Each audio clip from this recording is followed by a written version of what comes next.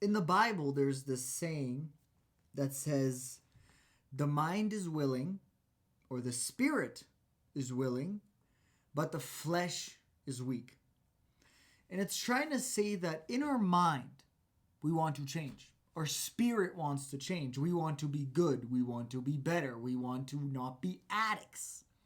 But our flesh, something that is separate from us, from our soul, always makes us sin. It wants the easy way. It wants the lazy way. It wants the lustful way. It wants to eat a lot. It wants to watch a lot of TV. It wants to do the things that we actually don't want to do, which is so weird. You don't want to do something, but you do it anyway. And the stuff you do want to do, you don't do. So that's kind of what Jesus was telling us there, that the flesh is weak.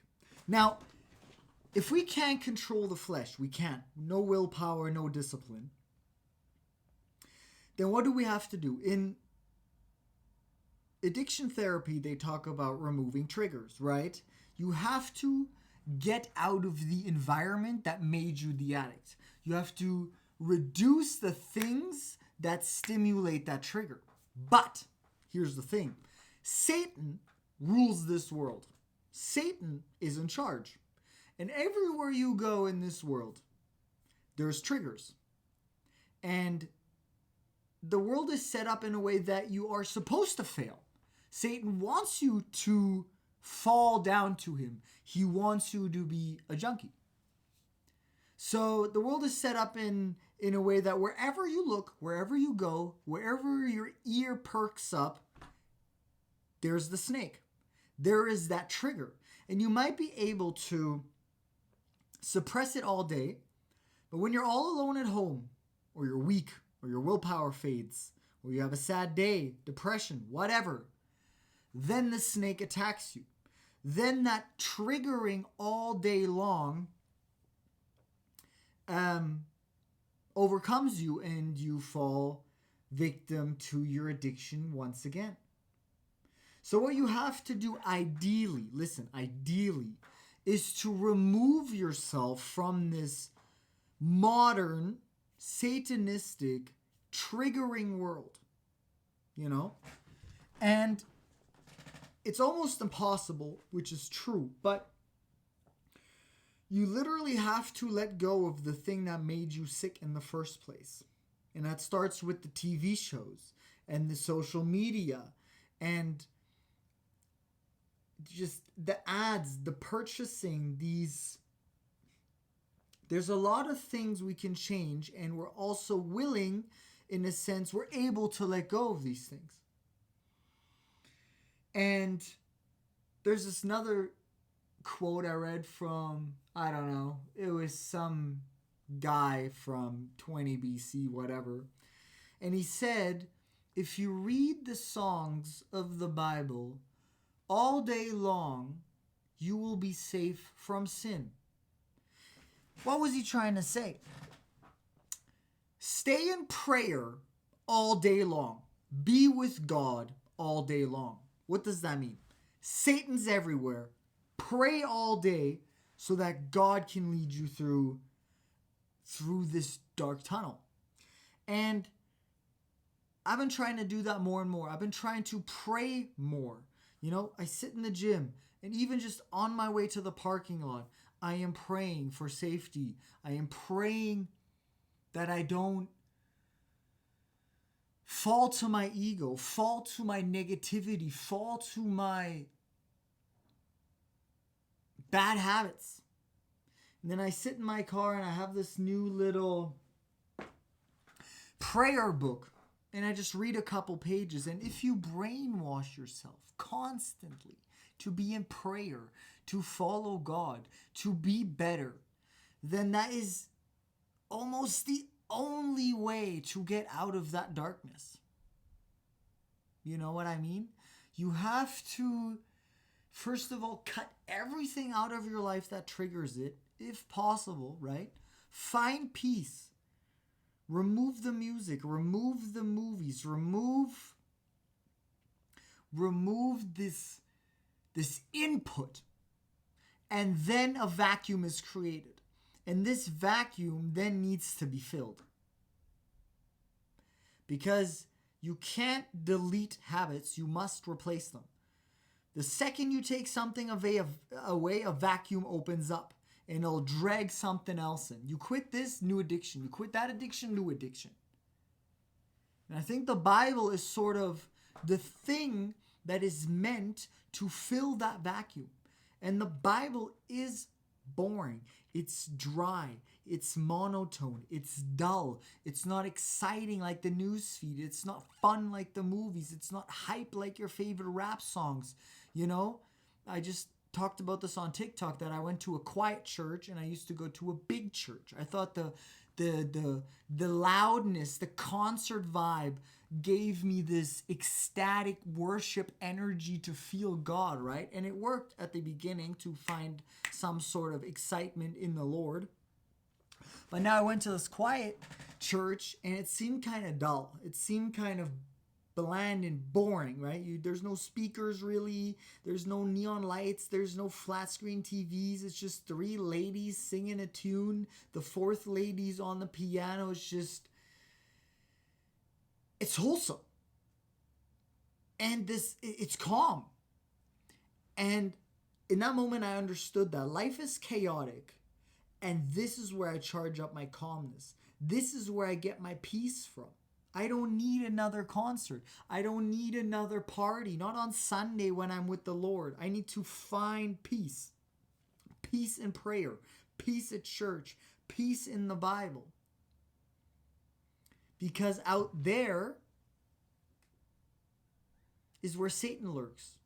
And he's loud. He's obnoxious. He is colorful. He is flashy and bright and exciting and delicious and beautiful to look at. And so many flavors and so many variations of all this poison. And everyone has their favorite vices. And some people have more and more and more and more. And sin leads to death. Now, death might not mean death in itself, but death in marriage, death in health, death in relationship, death in finances, death in your own success, your own greatness.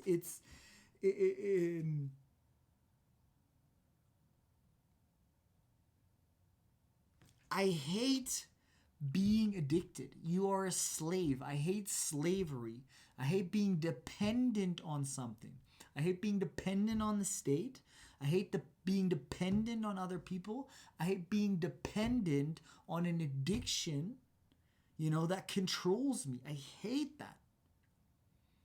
But I still do it. And that bothers me. So I'm always trying to find ways to get away from addictions. And staying in prayer and staying peaceful and staying loving and having your mind set on a book, right? On some sort of Tao, some sort of philosophy. It's nice that it's not a philosophy. It's almost, you're talking to a God. So it's like you have someone there with you. And the more he helps you, the more you realize he's real. At the beginning, it's fiction, but the longer you hold on and the more evidence you collect that he's real and it's working, the better it is. The better it is and the more confident you become in it.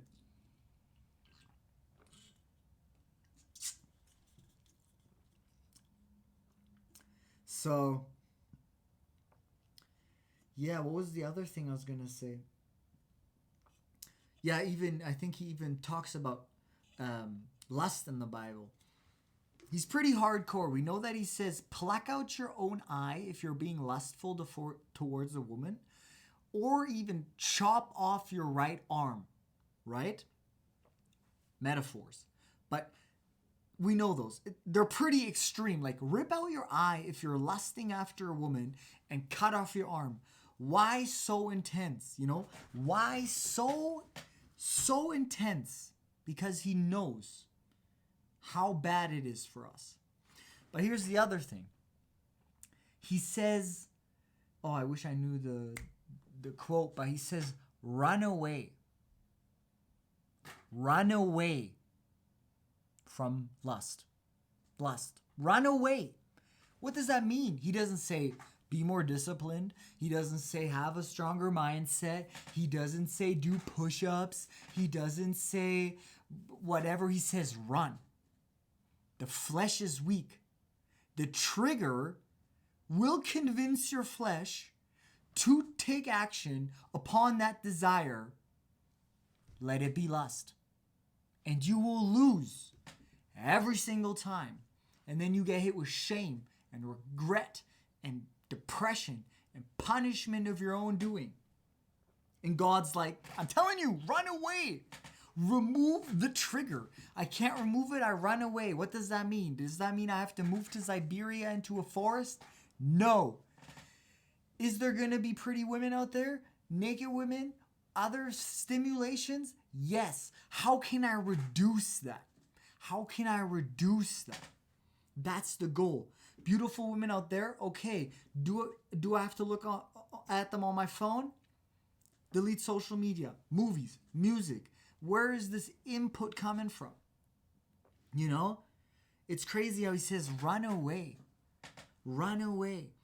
And Satan knows that you're not strong enough. He knows that. So he puts it everywhere. Every billboard, every ad, every fashion brand. You know what the girls are wearing at the gym. You know how they dress their kids nowadays. You know how it be. That's Satan. That's Satan. And then they blame you, the man, for not having discipline, not having a stronger mindset. Well, duh. It literally says it in the Bible that we can't. That's why, ideally, in a traditional world, it's modesty, conservatism. You see it great in the Muslim culture. The women, of course, there's radicals and extremists, but they cover up. It's not in a sense that they're covering up in front of God. They just know that men have this problem with their flesh. And to help them out, they are modest and they're traditional to remove triggers, to help the community to be better together. So, yeah, it used to be not just the Muslims. It used to be like that in almost every culture back in the day. But now Satan's really got a grip on us. But, and I'm not preaching complete modesty. I'm just saying be careful. Triggers. Remove them.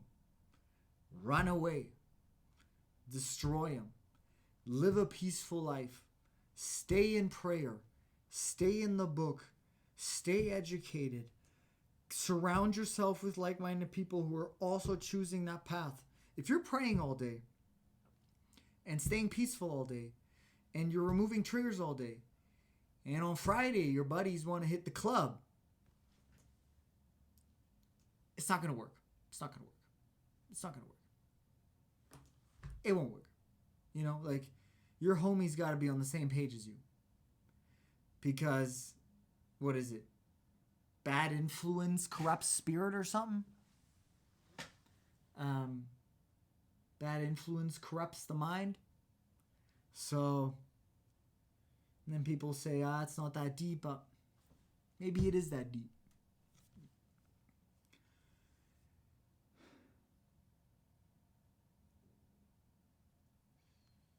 Yeah, man.